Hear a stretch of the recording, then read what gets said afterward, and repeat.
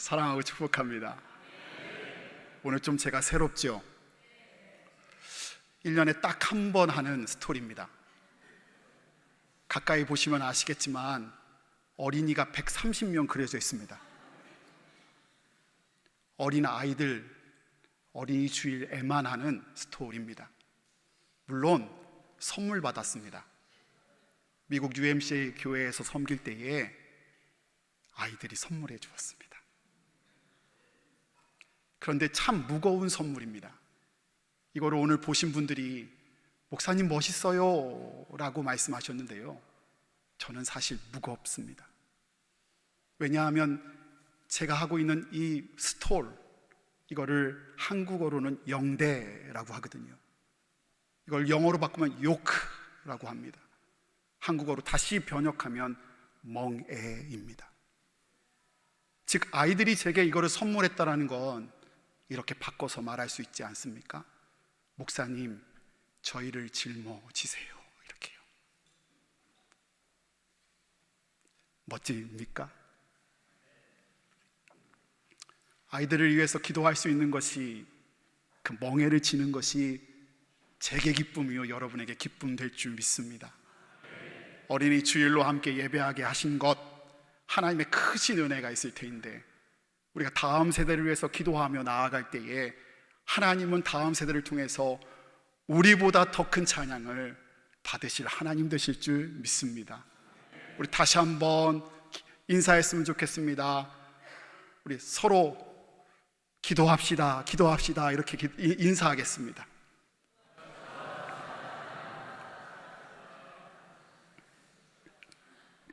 우리가 이렇게 말씀 가운데 늘 설 수 있는 것은 하나님의 말씀에 능력이 있기 때문인 줄 믿습니다.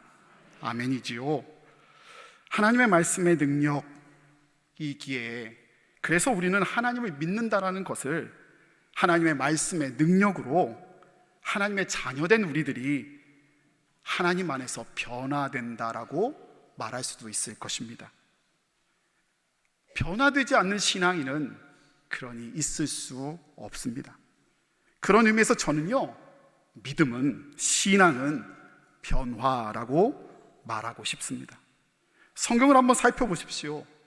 언변이 부족했던 모세는요, 애굽 왕 바로에게 담대하게 전하는 자가 될 수 있었습니다. 그가 말씀에 붙들렸을 때에 나약했던 그는 민족을 구원하고 이끌어갈 수 있는 지도자로 설 수 있었습니다. 주님을 3번이나 모른다고 부인했던 베드로요, 그가 말씀에 붙들렸을 때에 그는 한 자리에서 3,000명을 전도하는 전도자가 될 수 있었고, 죽기까지 주님을 전파하는 순교자의 삶을 살 수 있었습니다.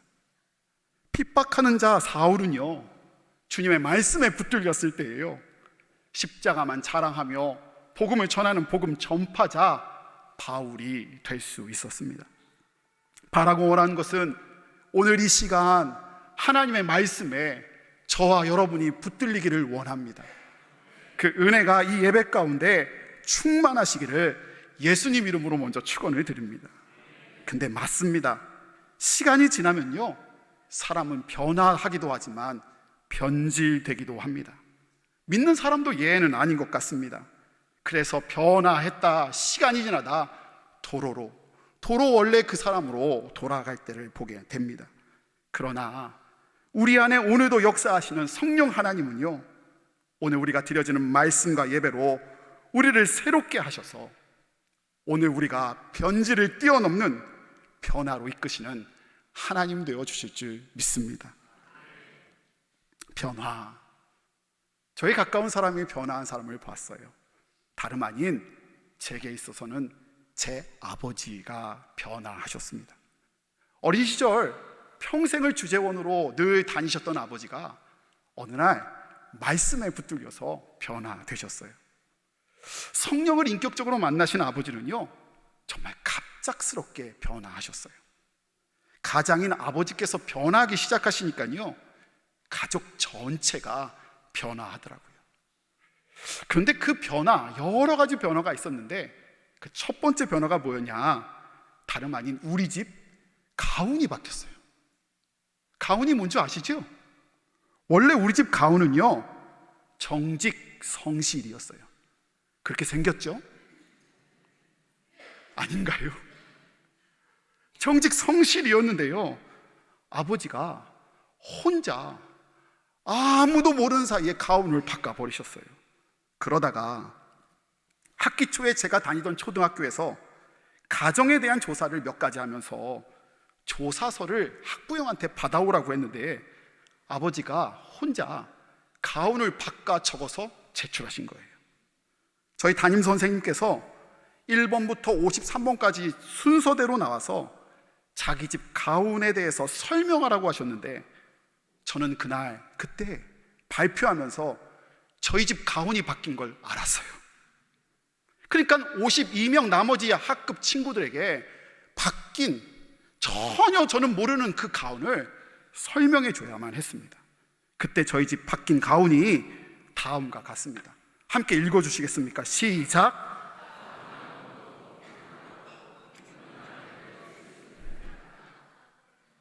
아멘이지요?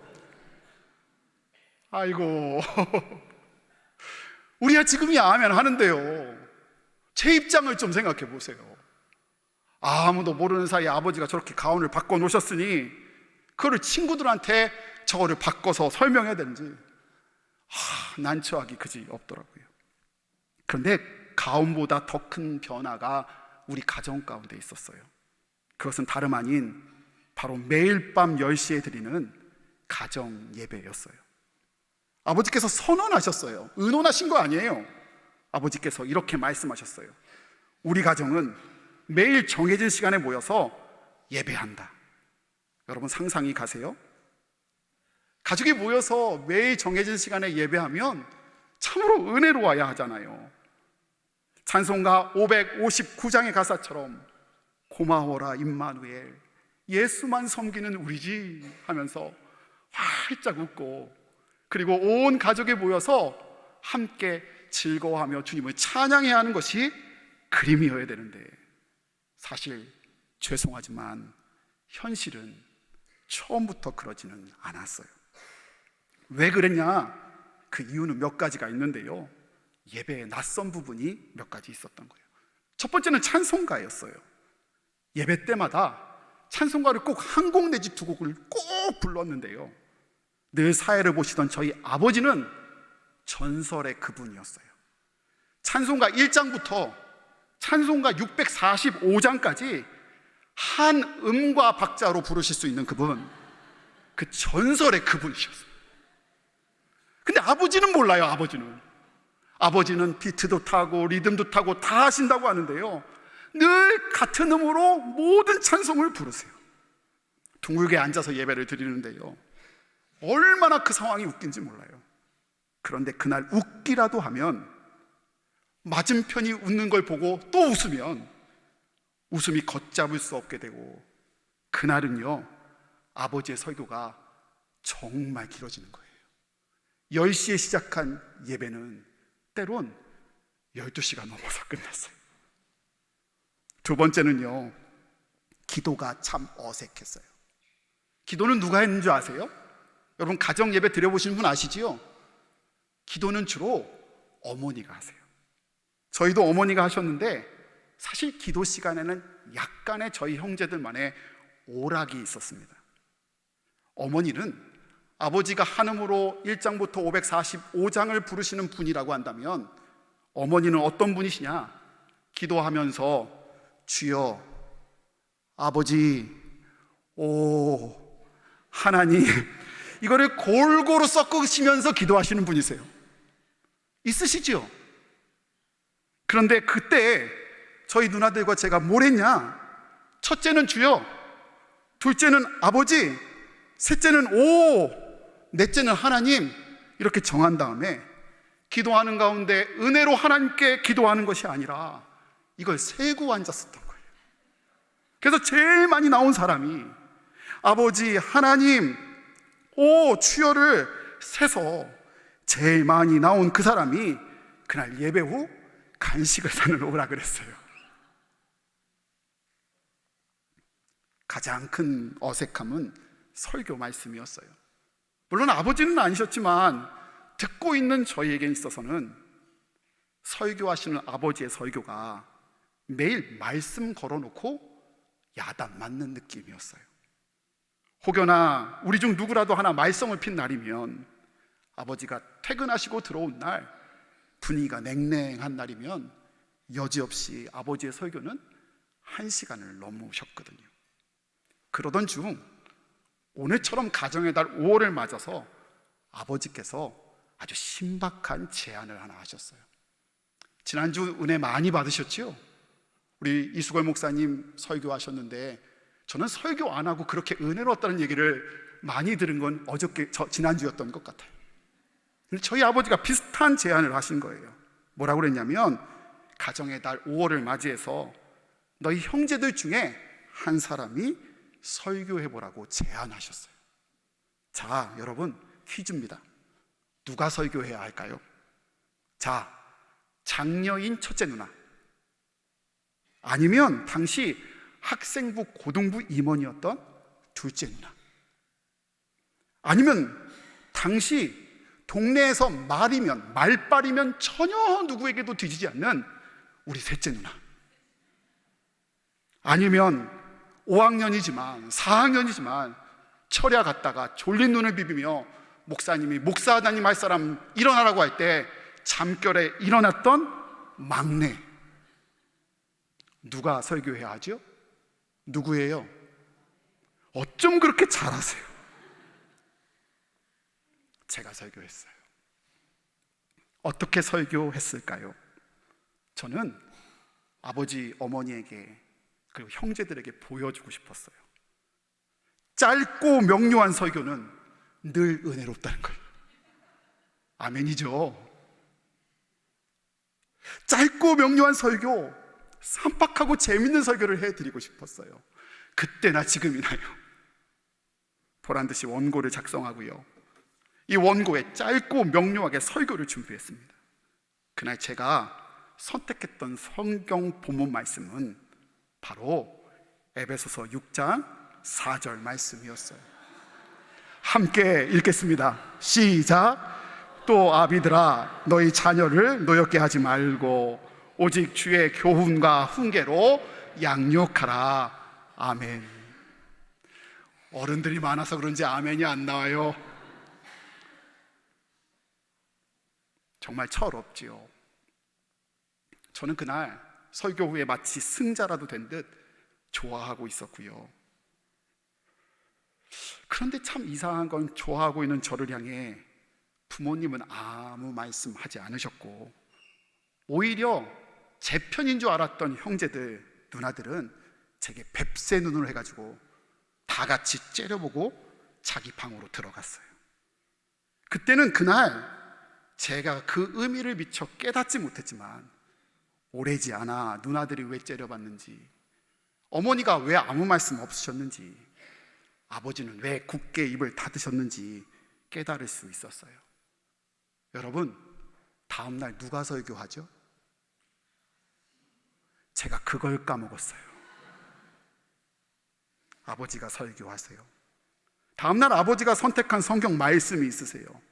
바로 에베소서 6장 1절에서 3절 말씀이에요.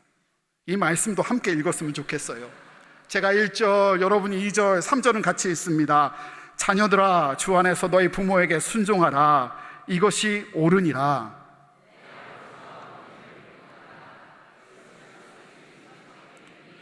이로써 내가 잘되고 땅에서 장수하리라. 아멘. 아까 전에 아멘의 질이 다르네요. 응? 그날 아버지가 설교를 끝 마쳤을 때는 정말 자정이 넘어가고 있었어요. 아버지는 연신 진지하게 정말 자식을 사랑하는 마음으로 그렇게 말씀을 전하셨어요. 무슨 철야기도도 아니고요, 물은 부흥회도 아닌데요, 2시간을 설교를 듣고 은혜를 많이 받는 우리 누나들은 마지막으로 방으로 들어가며 다시 한번 저를 째려봤어요. 어떠세요? 그렇게 이상적 보이지는 않아요. 준비 안 된 것 같아 보이고 모든 것이 낯설었던 예배였어요. 말씀드렸던 것처럼 당시 제가 4학년, 5학년이었고 저희 누이들은 중학생, 고등학생, 특별히 저희 큰 누나는 고등학교 3학년이니 매일 10시에 그 시간에 모인다라는 것 결코 쉬운 일 아니었어요. 정말 죄송합니다. 그 예배는 당시 저희의 눈에는 낭비처럼 보였습니다. 그도 그럼직한 것은 아직도 저희 누이들이 모여서 그때 가정 예배를 안 받다면 자기들이 서울대에 갔을 거라고 뻥들을 쳐서, 그런데 그 모든 것을 알고 계셨던, 느끼셨던 아버지는요, 그 예배를 멈추시지 않았습니다. 아버지는 소걸음처럼 우직하게 그 예배를 지키셨어요. 그리고 감사한 것은 몇 달이 지났을 때 그 예배는 우리 가정에 익숙한 예배가 되었고, 너무도 놀라운 건 우리는 부족하게 드린 예배였지 몰라도 순간순간 매일매일 우리 예배 가운데 주님이 함께 하셔서 역사하심을 고백하게 하셨어요. 그리고 그 철없던 꼬마가 이렇게 목사가 되었습니다. 그때는 미처 알지 못했지만 요즘 아버지가 우직하게 지키셨던 그 예배로 인하여 목사인 제가, 제주중앙교회 담임 목사가 된 제가 주님이 허락하신 선물이 있다는 것을 깨달아 알게 됩니다. 그것은 다름 아닌 첫 번째로, 무엇보다도 예배는 어떤 이유와 여하를 막론하고 예배는 멈출 수 없는 것임을 깨달아 알게 됩니다. 사랑하는 여러분, 예배는 상황 때문에 멈출 수 있는 것 아닙니다. 예배는요, 기분 때문에 멈추는 것 아닙니다. 예배는 어떤 핑계로도 멈출 수 있는 것 아닙니다. 제가 제자 훈련을 하면서 여러분에게 말씀드린 바가 있는데요, 예배는요, 하나님이 하나님의 자녀된 우리에게 바라시는 첫 번째 의무요, 믿는 우리들이 하나님께 올려드릴 첫 번째 기쁨의 표현입니다. 예배는 멈춰지지 않는 걸 아버지의 우직한 예배로 알게 됐습니다. 또 한 가지 깨달은 것이 있어요. 또 다른 하나는 아버지의 낭비 같은 그 예배를 통해 오늘 우리가 함께 나눌 본문 말씀, 전도서 11장 1절의 말씀을 저는 몸소 깨달을 수 있었습니다.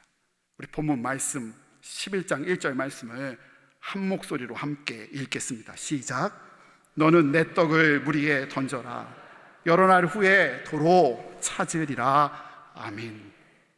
성경이 우리에게 명합니다. 내 떡을 물 위에 던져라. 예전 성경에는 내 식물을 물 위에 던져라. 낭비하라는 거예요. 버리라는 거예요. 2절 말씀에 보면 7이나 8에게 나눠 줄지라가 따로 있으니 말 그대로 정말 버리라는 거고, 얼핏 봐서는 이해가 되지 않습니다. 이 9절만 봐서는 내용을 온전히 이해할 수 없어요. 이 본문 말씀을 이해하기 위해서는 사실 전도서 전체에 흐르고 있는 하나님의 정신을 알아야 하고요, 특별히 이 본문이 속해 있는 전도서 11장과 12장에 흐르는 하나님의 정신을 볼 때 이 본문을 바로 알 수 있어요. 본문을 준비하고 설교를 준비하면서 최근에 이와 관련된 논문 하나를 살펴보게 됐는데, 그 논문의 저자는 한국성서대학교 강규성 교수님의 논문이에요. 근데 제목이 진짜 멋있어요. 저기 쓰여져 있는 것처럼 불확실한 미래와 확실한 죽음의 기로에 서서라는 제목이에요.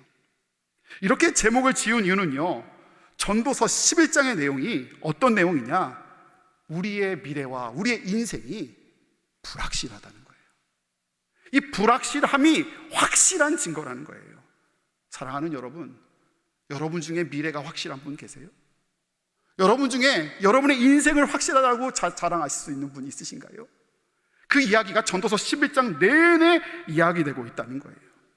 그의 반면에 전도서 12장에는 어떤 내용이 나오냐? 우리의 죽음이 확실하다는 내용이 나온대요. 우리가 한계가 있다라는 것이, 인간이 한계가 있다라는 것이 확실하게 나온다는 거예요. 그래서 제목이 11절의 내용처럼 불확실한 미래와 12장의 내용처럼 확실한 죽음 기로에 서서 이 말씀을 읽어야 한다는 거예요. 우리의 인생과 미래가 불확실하다고, 우리가 죽는 것이 확실하다면 우리가 그런 상황 가운데 그 불확실함을 염려할 것만 아니라, 확실한 죽음에 대해서 늘 두려워만 할 것이 아니라, 성경 본문은 자발적인 던짐으로 인하여, 자발적 던짐의 다음 세대를 위하여 생명 살리는 일을 하는 것이, 많은 이들을 살리는 그 낭비 같은 일이 의미 있는 일이라고, 가치 있는 일이라고 말해주고 있다는 거예요. 이것이 바로 내 떡을 물에 던지라는 말씀의 의미입니다. 그런데 강규성 교수는요, 더불어 본문을 반드시 읽으면서 반드시 전도서 맨 마지막 절인 전도서 12장 14절 말씀과 함께 읽어야 한다고 강조하는데요, 마지막 구절인 12장 14절 말씀을 우리가 함께 읽어봤으면 좋겠습니다. 함께 읽습니다. 시작. 하나님은 모든 행위와 모든 은밀한 일을 선악간에 심판하시니라. 아멘. 무슨 말이지요? 하나님이 모든 행위를 아신다는 거예요. 모든 은밀한 것들을 모르시지 않는다는 거예요. 그리고 다 판단해 주신다는 거예요. 무슨 말이지요? 우리가 우리의 소중한 떡을 과감하게 물을 던질 수 있는 건요, 낭비 자체를 강조하는 것 아니고요, 허비 자체를 강조하고 있는 것 아니고요, 우리에게 떡을 던지라 명하신 하나님께서 이 모든 것을 보시고 은밀히 보시는 하나님이 우리가 떡을 던질 때에 보시고 하나님이 그때 일해 주신다는 것을 믿으라는 말씀이에요. 우리가 던질 때에 하나님의 역사가 시작된다는 것을 말해주고 있는 거예요. 사랑하는 여러분, 하나님이 우리 떡을 던질 때에 주님이 보고 계십니다. 우리가 우리의 떡을 던질 때에 주님이 기뻐하시고 귀하게 여겨주세요. 우리의 떡을 던질 때 주님이 보시고 주께서 갚아주시고 주께서 생명의 역사를 이뤄주십니다. 그런 사람이 어딨어? 라고 말할 수 있지요. 그런데 살펴보면 성경에 그런 증거들이 질비하고요, 우리 주변에 그런 증거들이 질비합니다. 창세기 요셉이요, 그는 형제에게 죽임을 당할 뻔해요. 그러니 그의 인생이요, 형들 때문에 하루아침에 노예로 된 삶을 살았고 죄수의 삶을 살 수밖에 없었어요. 요셉만큼 불확실함이 확실한 인생이 어디 있겠어요? 그런데 하나님은요, 요셉을 사랑하셔서 요셉을 붙들어 말씀으로 생명의 떡을 던지라고 말씀하세요. 그가 던진 떡은 어떤 떡이었냐? 바로 자기의 생각의 떡을 던졌고요, 자기의 감정의 떡을 던졌고요, 자기가 가지고 있었던 상처의 떡을 던졌습니다. 근데 말씀을 살펴보니 너무너무 다행인 것 같아요. 왜냐하면 그 떡을 만약에 요셉이 던지지 않았다면 요셉은 그의 인생을, 평생을 형들 미워하는데 그 온 인생을 허비할 뻔했어요. 그렇지 않아요? 그런데 주님은 그에게 떡을 던지게 하셨고요, 그렇게 하나님께서 그때 일하셔서 그를 통해 그를 구원하셨고, 그리고 그의 가정을 생명의 역사로 이루어 주셨어요. 이 모든 일이 일어난 다음에 요셉이 창세기 50장 20절에 이렇게 고백합니다. 요셉의 고백을 우리가 고백하는 마음으로 함께 읽어봤으면 좋겠습니다. 함께 읽습니다. 시작. 당신들은 나를 해하려 하였으나 하나님은 그것을 선으로 바꾸사 오늘과 같이 많은 백성의 생명을 구원하게 하시려 하셨나니. 아멘. 생명의 떡을 던지게 하신 하나님은요, 그것을 선으로 바꾸셨어요. 선으로 바꾸셨어요.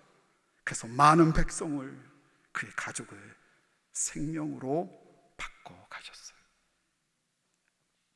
1885년 4월 5일 장래가 촉망된 28살의 아펜젤로는 미국에서 샌프란시스코에서 조선으로 오는 배를 탔습니다. 138년 전 조선은 지금의 대한민국과 같지 않았어요. 위험했고 낙후했어요.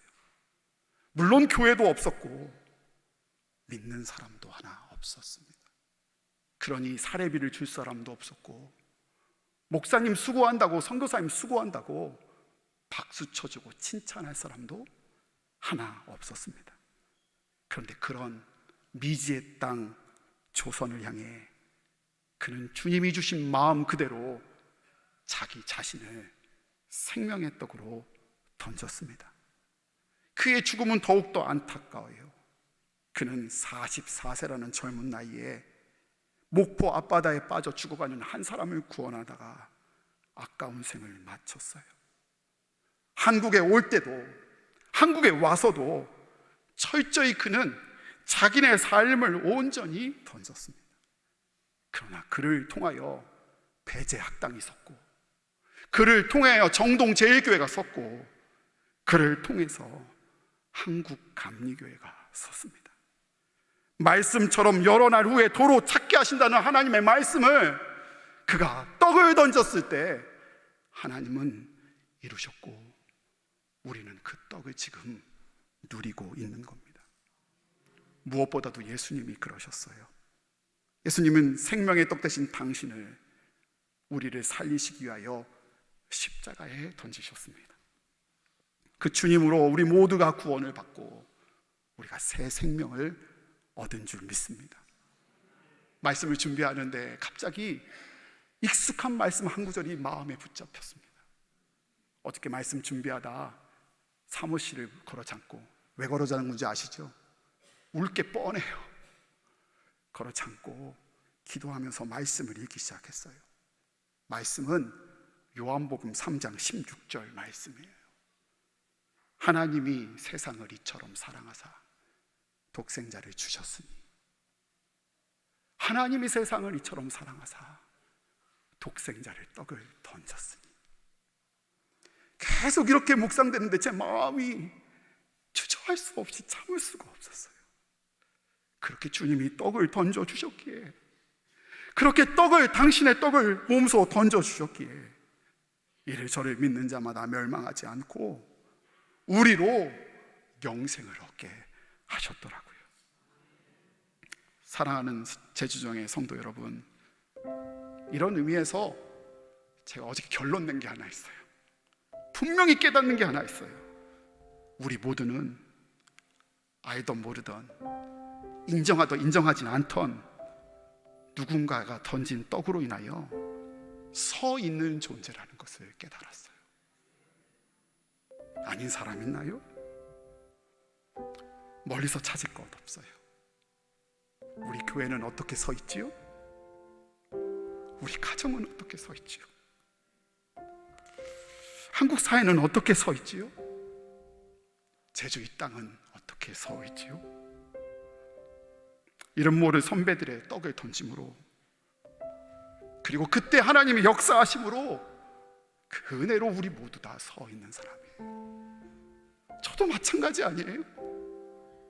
작년 이맘때부터 155일 동안 이름 없이 빛도 없이 그저 새 목사님 모시기 위하여, 교회를 위하여 155일 동안 간절히 기도해서 누군가가 떡을 던짐으로 부족한 제가 이 자리에서 먹게 하고 있는 거잖아요.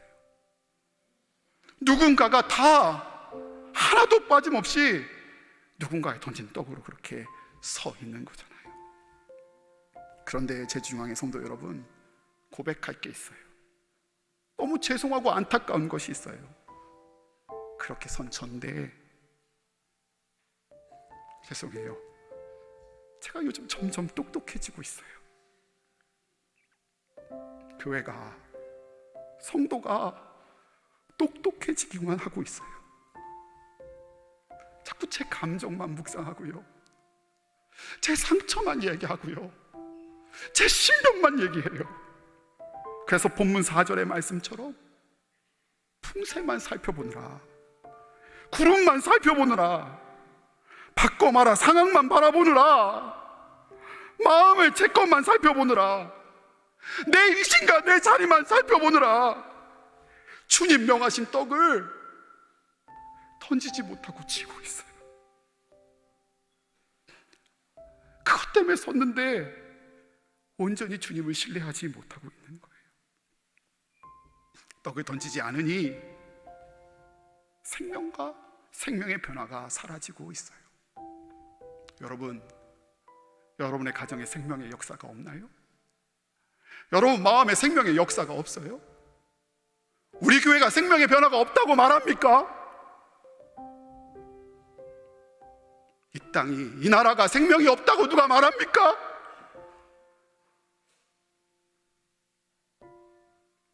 오늘도 하나님은요, 우리 가정을, 우리 교회를, 이 땅을 살리시길 원하시는 줄 믿습니다.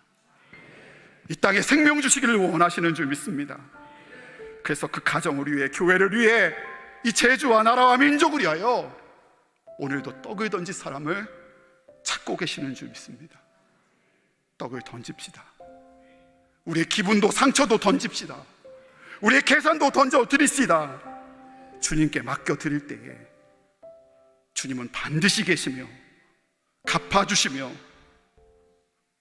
여전히 역사하셔서 주님이 여러 날 후에 도로 가정과 직장과 일터에서, 교회에서, 나라와 민족에서 찾게 하시며 생명 살려주실 줄 믿습니다.